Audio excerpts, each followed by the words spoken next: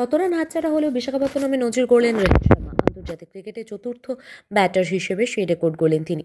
সচিন তেন্ডুলকর, বিরাট কোহলি ও রাহুল দ্রাবিড়দের ক্লাবে ঢুকে পড়লেন রোহিত। আন্তর্জাতিক ক্রিকেটে 20,000 রান করার মাইলফলক স্পর্শ করলেন তিনি। বিশাখাপত্তনমে 75 রান করেছেন রোহিত।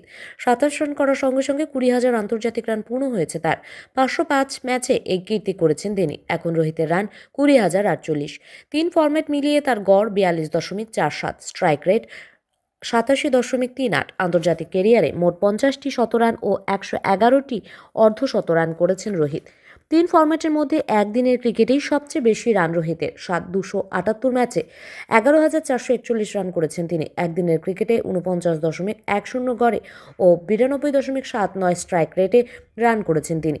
33টি শতরান এবং 60টি অর্ধশতরান এসেছে তার ব্যাট থেকে। এদিকে 67টি টেস্টে 4,301 রান রোহিতের। 40.57 গড়ে 12টি শতরান ও 18টি অর্ধশতরান করেছেন তিনি।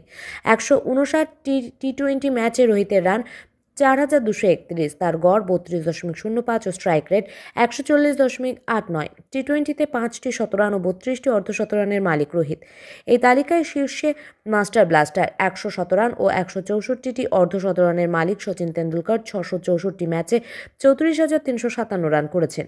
84 শতরান ও 144 অর্ধশতরান করে 556 ম্যাচে তিনি করেছেন 27,910 রান নিয়ে দ্বিতীয় কোহলি। কেরিয়ারে 48 শতরান ও 145টি অর্ধশতরান করে 504 ম্যাচে 24,064 রান করে তৃতীয় দ্রাবিড়।